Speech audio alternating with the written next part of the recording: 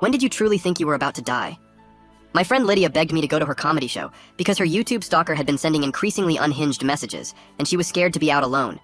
This guy Brad was obsessed with her, commenting on every video about how they were meant to be together and sending her pictures of dead pigeons that he said were his sacrifices for her.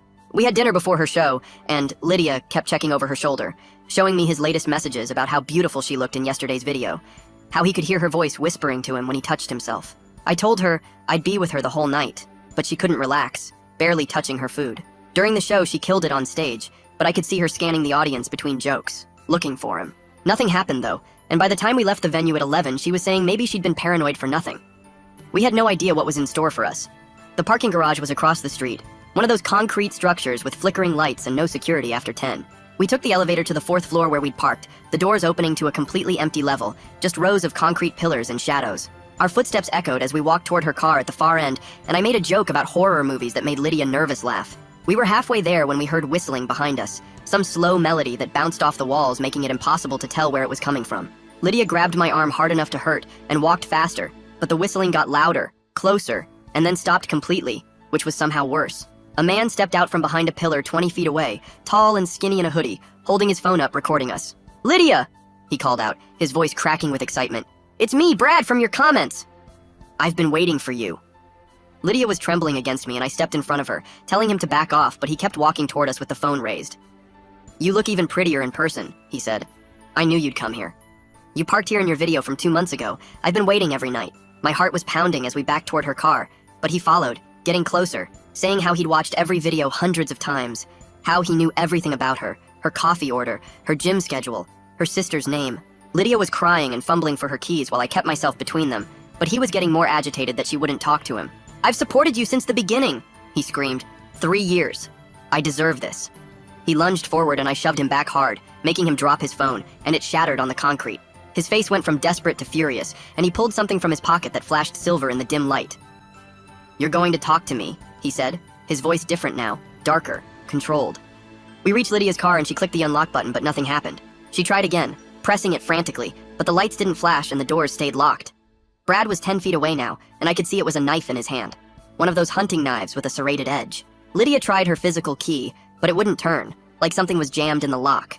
She was hyperventilating, pulling at the door handle desperately. Brad laughed and held up something in his other hand, a small device with a blinking red light saying, "Signal jammer," and super glue in the locks. "We're going to have that conversation now." He moved closer and we backed against the car with nowhere to go. The garage was empty, no cameras, no help, just concrete and shadows, and this man who'd been studying Lydia's life for months. My mouth was completely dry, and I could feel sweat running down my back despite the cold garage air. He pressed the knife tip against the car window, dragging it along the glass with a horrible screech, saying, "I've been so patient, so understanding, but you never even acknowledged me. Not one reply in 3 years." Lydia was sobbing, and I tried to call 911 but had no signal, the jammer killing our phones completely. Brad smiled at this and said, "It's just us now, finally, the way it should be." I tried to think of something, anything, but my mind was blank with panic. He grabbed Lydia's wrist and yanked her toward him, and she screamed, the sound echoing through the empty garage, bouncing off concrete walls, but there was no one to hear. I grabbed his arm trying to pull his hand off, but he slashed at me with the knife, catching my palm, the blade going deep, blood immediately running down my arm and dripping onto the concrete. The pain was sharp and hot and made me dizzy. He had Lydia pressed against the car now, the knife at her throat, whispering how they were meant to be together, how he'd make her understand, how he'd prepared everything for this moment. She was trying to turn her head away, but he grabbed her chin, forcing her to look at him, and I could see a thin line of blood where the knife was pressing into her neck. I grabbed his wrist, holding the knife with my good hand, but he was stronger than he looked, wiry muscles under the hoodie, and the blade was getting closer to her skin, already drawing more blood. My injured hand was useless, throbbing and slippery with blood, and I could feel myself getting weaker. We were trapped between him and the dead car, no phones, no help. My grip on his wrist was getting weaker by the second, and blood from my cut hand was making everything slippery. The knife edge pressed harder against Lydia's throat, and I could see the thin red line getting longer, her eyes huge with terror as she tried to pull away but couldn't move. Brad was pushing forward with all his weight, and my arm was shaking from the strain, knowing I had maybe 5 seconds before he overpowered me completely. Without thinking, I brought my knee up as hard as I could into his groin, and he made this awful gasping sound, doubling over just enough for his grip to loosen. Lydia twisted away from the knife and stumbled backward while I grabbed Brad's hoodie and pulled him down with me, both of us hitting the concrete hard enough to knock the wind out of me. The knife went flying across the garage floor with a metallic scraping sound, and Brad immediately tried to scramble after it, but I grabbed his leg and yanked him back. We rolled across the cold concrete, him trying to get on top of me while I used my legs to keep him off, my cut hand completely useless now, just throbbing and weak. Brad was stronger than he looked, all wiry muscle under that hoodie, and he managed to get his hands around my throat for a second before I bucked him off. The knife was maybe 10 feet away, and we both saw Lydia running for it at the same time. She grabbed it before Brad could reach it and backed away holding it with both hands shaking, so bad I thought she might drop it. Brad froze when he saw her with his weapon, and his face went from rage to total confusion, like his brain couldn't process this reversal, like in his fantasy she was never supposed to fight back. He started to stand up, but I managed to get behind him and wrapped my good arm around his neck, locking it in place with my other arm, even though my injured hand screamed in pain. Brad clawed at my arm and tried to throw me off, thrashing around like crazy, but I held on knowing if I let go we were both dead. He was making these choking sounds, and his fingernails were digging into my forearm, drawing blood, but I squeezed harder, using my legs to keep him from getting leverage to flip me. It felt like forever, but was probably only 30 seconds before his struggles started getting weaker, and then he went completely limp in my arms. I held on for another few seconds just to be sure he was really out before letting him drop to the concrete. My whole body was shaking, and I could barely stand, having to use the car to pull myself up and leaving bloody handprints all over the white paint. Lydia dropped the knife like it burned her and ran over to help me, both of us looking back at Brad, who was sprawled on the concrete, but already starting to groan and move a little. We stumbled toward the stairwell as fast as we could, because the elevator might trap us if he woke up and caught us in there. Brad was making more noise behind us now, starting to come around, and we moved faster, even though my legs felt like jelly and Lydia was crying so hard she could barely see. The stairwell door was heavy, and I had to lean my whole body weight against it to push it open. As soon as we got through, Lydia pulled out her phone and started pressing buttons, finally getting a signal now that we were away from that jammer thing Brad had. She called 911, and her voice was high and shaky as she told them we were in the parking garage across from the comedy club, and someone had attacked us with a knife. I leaned against the wall, trying not to pass out from the pain in my hand and the exhaustion hitting me all at once, keeping my back pressed against the door in case Brad tried to follow us. The operator was asking Lydia questions and telling her to stay on the line while they sent units, and I could hear her trying to explain about the stalker and the knife and my hand being cut. Through the door, we could hear Brad yelling now, his voice echoing in the garage, screaming Lydia's name over and over and saying she'd regret this, that they were meant to be together, that she was making a mistake. But he didn't try to come through the door, probably still too dizzy from being choked out, or maybe he was looking for his knife. The operator kept Lydia talking, asking about our injuries and exact location, and I pressed harder against the door even though Brad hadn't tried to open it yet. My hand was dripping blood on the stairwell floor, and I was getting lightheaded, but I kept my weight against that door. Then we heard the sirens, quiet at first, but getting louder fast, and the operator said units were pulling into the garage right now. The sirens echoed through the concrete structure, and we could hear car doors slamming and radios crackling and voices shouting commands. 2 officers found us in the stairwell within maybe a minute, one of them immediately calling for paramedics when he saw all the blood, while the other one got on his radio saying they had 2 victims secure and needed backup on the 4th floor. They asked where Brad was, and Lydia pointed up, saying he was still in the garage with a knife somewhere, and 3 more officers rushed past us heading up the stairs with their hands on their weapons. We could hear them shouting at Brad to get on the ground, then some scuffling sounds, and finally one of them radioed that they had the suspect in custody.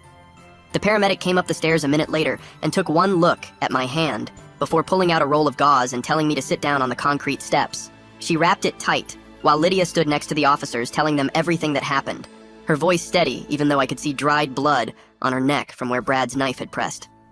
They brought Brad down the stairs in handcuffs and he kept his head down, not looking at either of us as they loaded him into the back of a patrol car. The paramedic said I needed stitches and probably surgery based on how deep the cut was, and they loaded us both into an ambulance even though Lydia said she was fine. At the hospital, they put us in beds next to each other in the emergency room, and a doctor named Grayson Wyatt came in to look at my hand, moving my fingers around and shaking his head. He numbed it with a shot that hurt worse than the cut itself, and started stitching while explaining that the knife had hit some nerves and I'd need surgery to fix the damage properly. Lydia sat on the bed next to mine, getting her neck cleaned and bandaged by a nurse, both of us not saying much, just sitting there processing what had happened. Detective Selena Rios showed up about an hour later with her phone out to record our statements, pulling a chair between our beds and asking us to start from the beginning. She was patient when we had to stop a few times, especially when Lydia started crying again, talking about Brad holding the knife to her throat, and she gave us water and tissues and said we could take as many breaks as we needed. After we finished telling her everything, Selena explained the charges they were filing against Brad, counting them off on her fingers as assault with a deadly weapon, false imprisonment, and stalking. She said the signal jammer and superglue in the locks showed clear planning that would make the charges stick hard in court. Lydia called her brother Jace from the hospital phone, since our cells were still dead from that jammer thing, and I could hear him yelling through the receiver before she even finished explaining what happened. He said he was driving up from his city right away, that he'd be there in 3 hours, and when he showed up he was mad as hell, but focused on taking care of Lydia, saying he'd stay as long as she needed him. The next day, Selena picked us up to go back to the garage to get Lydia's car, which still had the superglue jammed in all the locks. The crime scene tape was wrapped around a section of the 4th floor, and there were still bloodstains on the concrete that made my stomach turn. Mine and Lydia's mixed together in dark spots. A locksmith had to drill out all the locks and replace them, while we stood there trying not to look at the tape or the blood, and we left as soon as the car was working again. Pierre LeBlanc called Lydia's phone that afternoon to check on her, saying he'd heard what happened from one of the cops who came by the club asking questions. He kept saying how horrible it was, and that he wanted to help, offering to pay for security guards at all her future shows so she'd feel safe performing again. 3 days after the attack, we had to go to the courthouse for Brad's arraignment, sitting in the back row while his public defender Rex Gibbs stood next to him at the defendant's table. Brad pleaded not guilty to all charges, even though we'd literally caught him with the knife, and the judge set his bail at $200,000 with a no-contact order if he somehow posted it. After court, a woman named Kira Nicholson from Victim Services found us in the hallway and brought us to a small office to explain how everything would work going forward. She helped Lydia fill out paperwork for a restraining order and gave her a folder full of information about counseling services and support groups for stalking victims.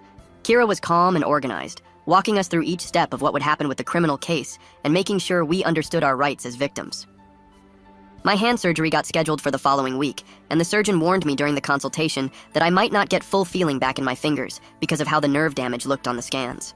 The bills were already starting to come in, hundreds of dollars even after insurance, and I tried not to think about how much the surgery itself would cost. Lydia stayed with Jace at his hotel that whole week, too scared to go back to her apartment alone, jumping every time someone knocked on the door or walked too close behind us on the street. The surgery took 4 hours, and they had to put pins in to hold everything together, while the nerves tried to heal, and I woke up with my whole hand wrapped in this huge bandage that made it look like I was wearing a boxing glove. 2 days later, Kira called with news that made my stomach drop, telling me Brad's parents posted bail using their house as collateral. She tried to sound reassuring about the monitoring anklet and restraining order keeping him away from us, but I could hear the concern in her voice when she said these things don't always work perfectly. Lydia completely fell apart when I told her, crying so hard she couldn't catch her breath, and Jace immediately started packing her stuff to move into his place that same afternoon. They spent the next day installing cameras at every entrance to his apartment building, running wires and mounting brackets while Lydia sat on the couch wrapped in a blanket. She jumped every time someone walked past the door, checking the locks over and over, even though Jace kept telling her she was safe. The cameras had night vision and motion alerts that went straight to both their phones, but she still couldn't sleep, spending nights staring at the feeds on her laptop. My physical therapy started that week in a small clinic that smelled like rubber and cleaning products. The therapist showed me exercises with rubber bands and foam balls, making me squeeze and stretch my fingers, even though every movement sent sharp pains up my arm.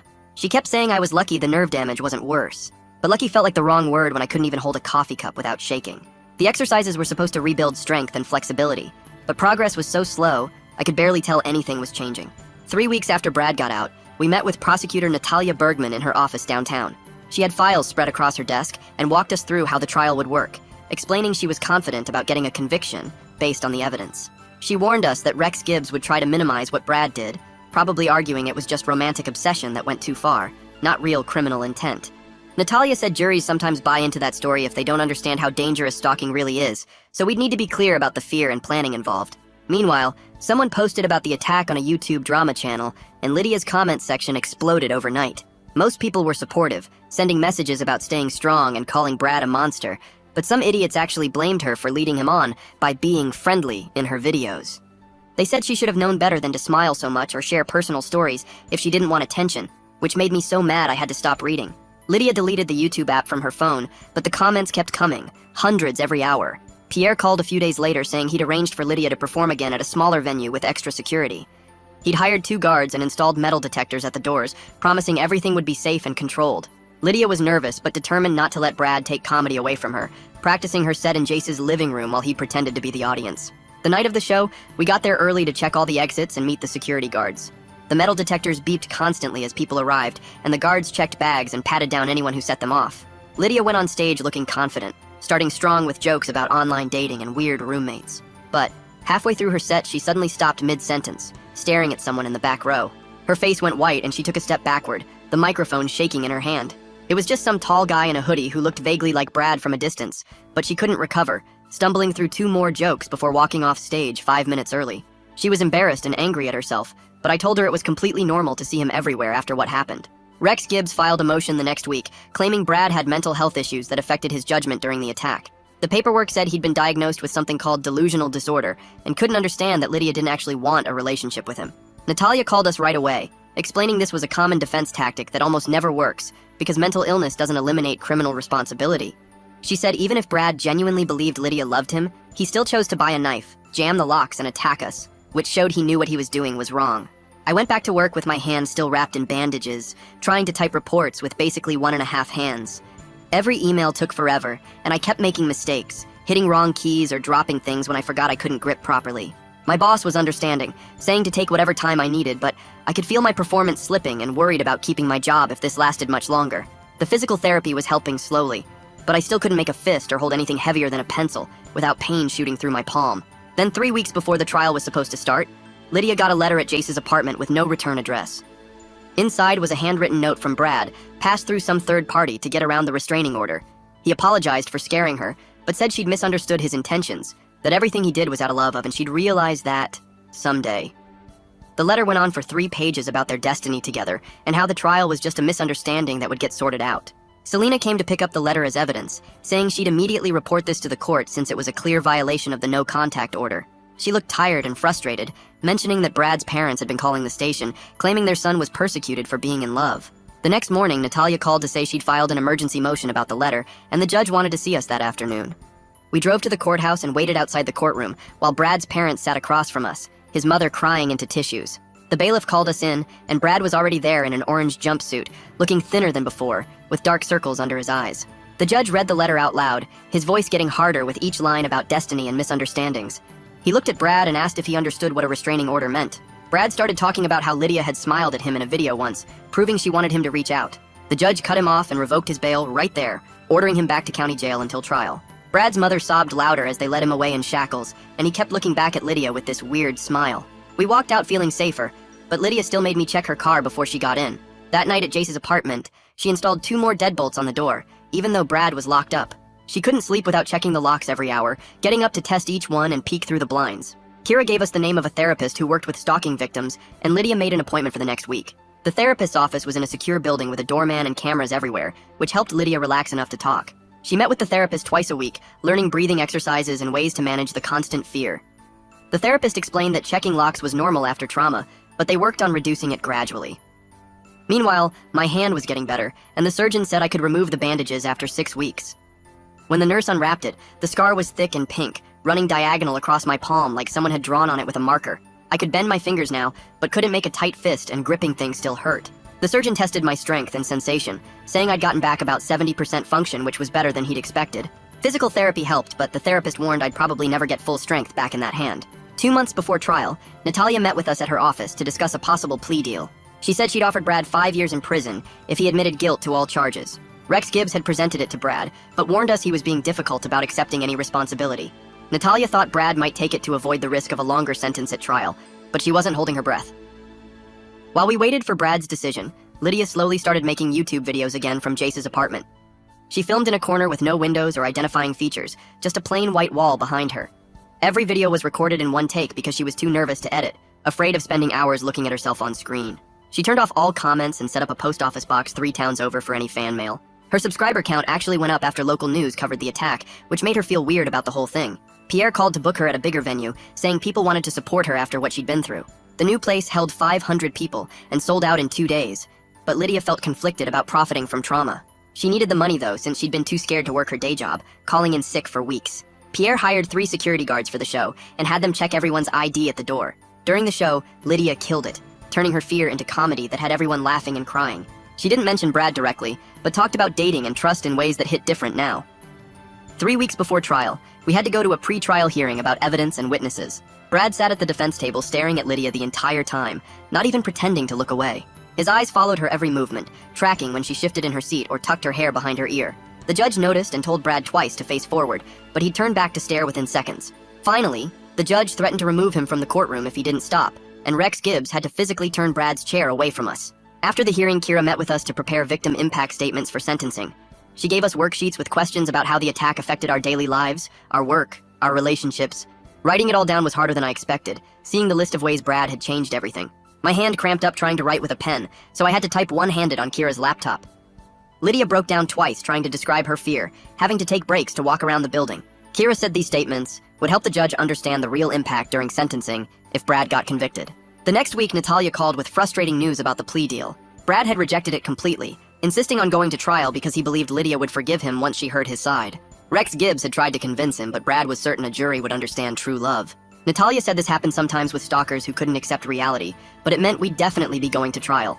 Jury selection started the following Monday, with Natalia carefully questioning potential jurors. She asked about their views on relationships, boundaries, and whether they'd ever felt unsafe. Anyone who called Brad's behavior romantic got dismissed immediately by Natalia using her challenges. She wanted jurors who understood that stalking was about control and possession, not love or romance. The process took 3 days, with Natalia and Rex Gibbs arguing over every potential juror. On Thursday morning, the judge selected 12 jurors plus 2 alternates, and we knew the trial would start Monday. That weekend passed in a blur of prep sessions, with Natalia going over our testimony one more time. Monday morning, we arrived at the courthouse to find metal detectors set up at the courtroom entrance with 3 court officers checking everyone who entered. Brad's parents were already seated in the second row behind the defense table, both of them looking older and smaller than when I'd seen them at the arraignment. His mother kept dabbing at her eyes with a tissue, while his father stared straight ahead at nothing. Brad came in wearing a suit that looked too big for him, his wrists in handcuffs until the officers removed them at the defense table. He immediately turned to scan the gallery until he found Lydia, his eyes locking onto her and not looking away. The judge came in and everyone stood. Then opening statements began, with Natalia walking the jury through what the evidence would show. She explained the months of messages, the planning with the signal jammer and superglue, and finally the attack itself. Rex Gibbs tried to paint Brad as a lonely young man whose feelings got out of control, suggesting Lydia had encouraged his attention by being friendly in her videos. After lunch, Natalia called Lydia as her first witness, and she walked to the stand with her hands shaking slightly. The clerk swore her in, and Natalia started with easy questions about her YouTube channel and comedy career. Then she moved into the stalking, having Lydia read some of Brad's messages out loud to the jury. Lydia's voice cracked reading one where Brad described watching her through her apartment window. She talked about the fear, checking over her shoulder constantly, changing her routines to avoid being predictable. When Natalia asked about the night of the attack, Lydia had to pause several times to compose herself. She described hearing the whistling in the garage, seeing Brad step out with his phone, the terror when she realized the car locks were glued shut. Rex Gibbs cross-examined her, suggesting she could have blocked Brad online or made her videos private. He asked if she'd ever thanked Brad for his support or liked any of his comments, trying to make it seem like she'd led him on. Lydia stayed calm, explaining she'd never responded to him directly, and that creators couldn't control who watched their content. The next morning, I took the stand, my scarred hand visible as I raised it for the oath. Natalia had me describe arriving at the garage, the confrontation, and Brad pulling the knife. I showed the jury my palm where the scar ran from my thumb to my pinky, still pink and raised after months of healing. Natalia put up photos on a screen showing the blood on the concrete, my hand wrapped in bloody gauze at the hospital, the knife recovered at the scene. The jurors looked sick seeing the amount of blood, one woman covering her mouth with her hand. Rex Gibbs asked if I'd been drinking that night, if maybe I'd escalated things by shoving Brad first.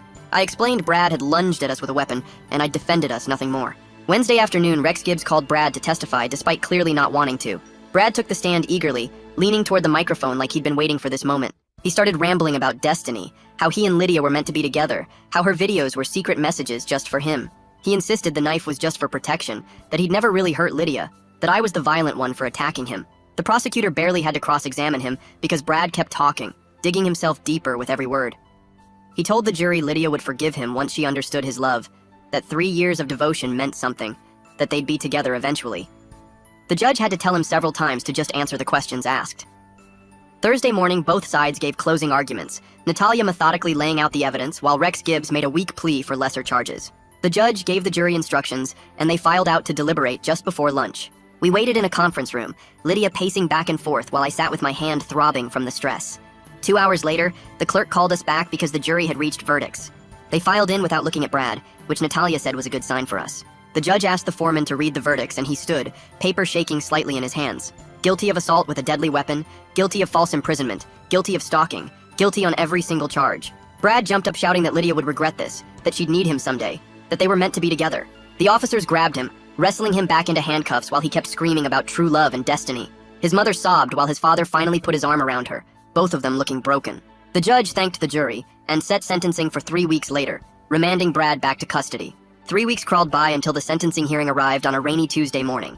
The courtroom was less crowded this time, just us, Brad's parents, and a few reporters. Brad looked thinner in his orange jumpsuit, his hair grown out and greasy. The judge heard from Natalia about Brad's lack of remorse and continued obsession, then from Rex Gibbs about his client's mental health issues and previously clean record. The judge said he'd reviewed everything carefully, including our victim impact statements and the psychiatric evaluation. He sentenced Brad to 8 years in state prison with mandatory psychiatric treatment throughout his incarceration. He also extended the restraining order for 20 years following Brad's release, the maximum allowed by law. Brad stared at Lydia the entire time, not even reacting to the sentence. As the officers led him away, Lydia suddenly broke down completely, months of held-back emotion pouring out in huge, gasping sobs. Jace pulled her against him, holding her while she cried so hard she could barely breathe. We stayed in the courtroom for 20 minutes until she could walk, her face red and puffy, but somehow looking lighter. That Friday, Pierre closed his club to the public and invited everyone who'd supported us through the trial for dinner. Natalia came with her husband, Kira brought her partner, even Grayson stopped by after his hospital shift. We ate good food and drank wine, nobody really celebrating but just being together after something so hard. Pierre made a toast to survival and justice, though those words felt too big for what we'd been through. Over the next few months, Lydia slowly started performing again.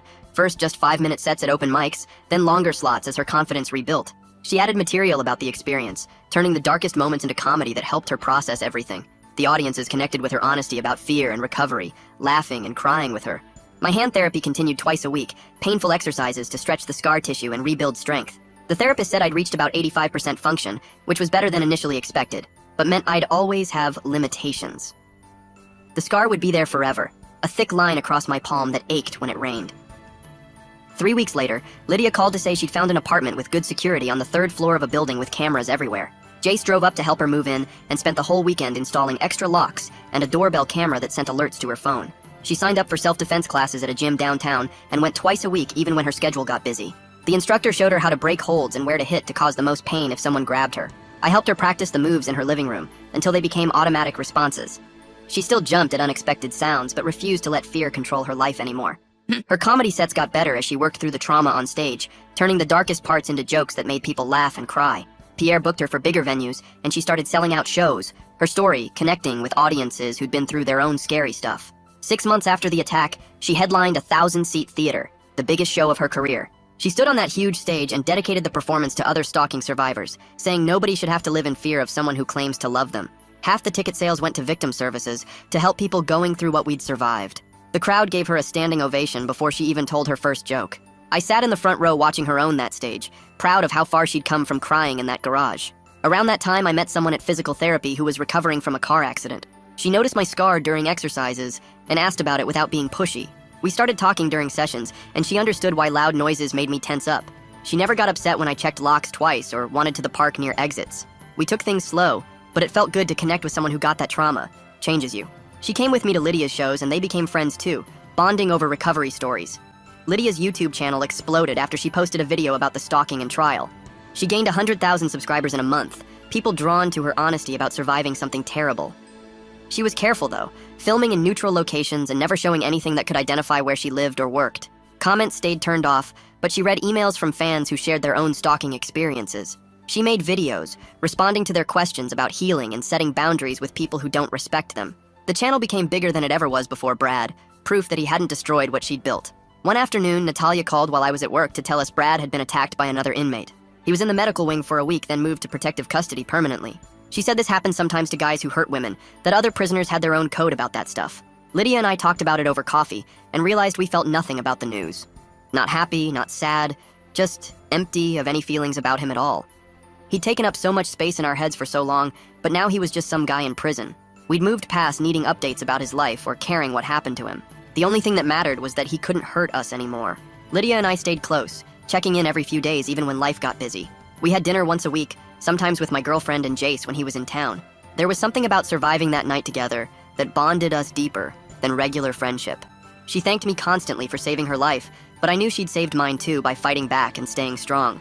We never talked about that night directly anymore, but it was always there between us. This thing we'd survived together. Pierre called Lydia one day with huge news about a comedy special opportunity. A streaming service wanted to film her next show, drawn to her story of turning trauma into comedy that helped people heal. She called me crying happy tears, saying she couldn't believe something good was coming from something so awful. She accepted the deal and started working on new material, determined to show that victims could do more than just survive. The special would reach millions of people who might need to hear that they could get through their own dark times. We celebrated at Pierre's club with everyone who'd supported us through the trial and recovery. Looking at my scarred hand holding a champagne glass, I thought about how different life was now from that night in the garage. The scar would always be there, aching when weather changed, reminding me daily of what we'd survived. But we were both living fuller lives than before, working and laughing and connecting with people who understood our story. We refused to let one violent man define our futures or make us small with fear. We'd taken back our lives completely. Thanks for letting me wander through all this with you. Definitely been quite a journey to share together. Really appreciate you being here. If you made it to the end, drop a comment. I love reading all your comments.